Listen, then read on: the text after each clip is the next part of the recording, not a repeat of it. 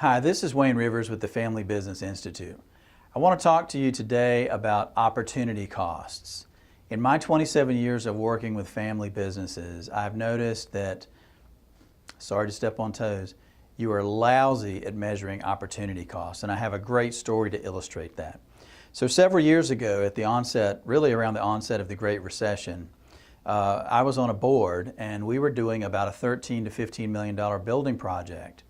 And we invited contractors in to propose to the board, and we ultimately were going to select one. So we had 5 notable, reputable contractors from the Raleigh, North Carolina area come in and make presentations. And 2 of the presentations were outstanding, 2 of the presentations were, okay, and one of the presentations was lousy. I mean, it was horrible. It was embarrassing. It was uncomfortable for me as a director sitting there watching these guys fumble around and screw up.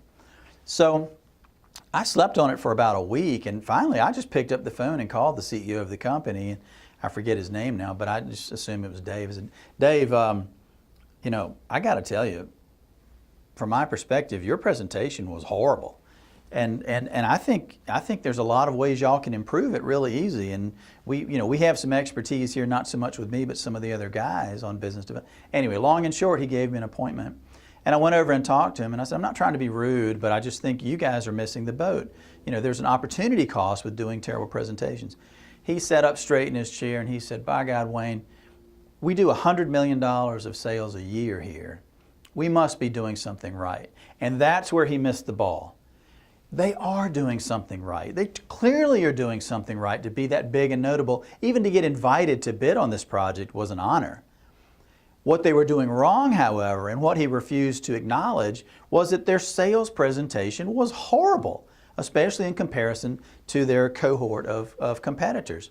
My thinking was this: if they can improve their sales skills through a little bit of training, they could probably pick up, they could probably improve their efficiency about 20%. Now think about that for a minute. For this company, he said they were doing $100 million. That would be $20 million of additional revenue a year, which would translate to somewhere between $600,000 and $1.2 million of net profit each year.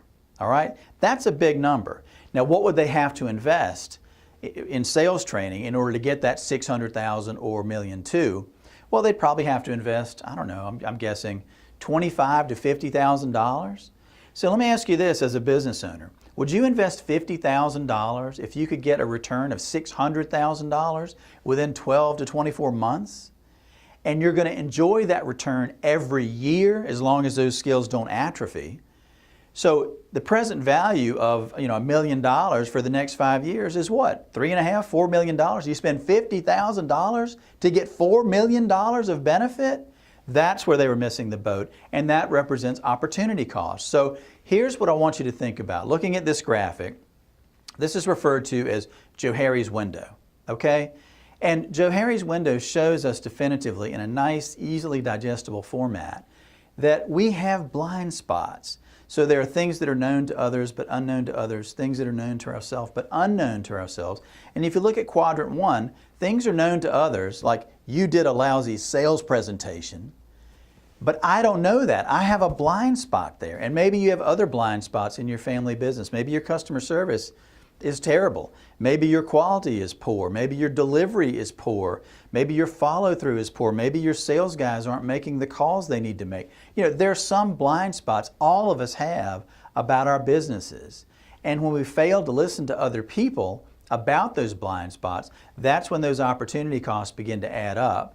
And those things retard your growth and your success and ultimately your long-term sustainability. So this graphic is an excellent one for helping us understand that we all have blind spots. None of us are immune. And the only way to avoid those blind spots is to listen to other people, whether they're inside or outside our organizations, to try to shore them up. So here's what I want you to do. I want you to think about your potential blind spots in your family business. What's holding you back? What messes have you got to clean up? What people do you need to adjust or let go? What processes are hurting you? What can you do to clean up your organization so you don't have these opportunity costs holding you back? Do some rigorous self-analysis, get your best brains together in your company, and figure out what opportunity costs are hurting you and holding your family business back. Thank you. Wayne Rivers, the Family Business Institute.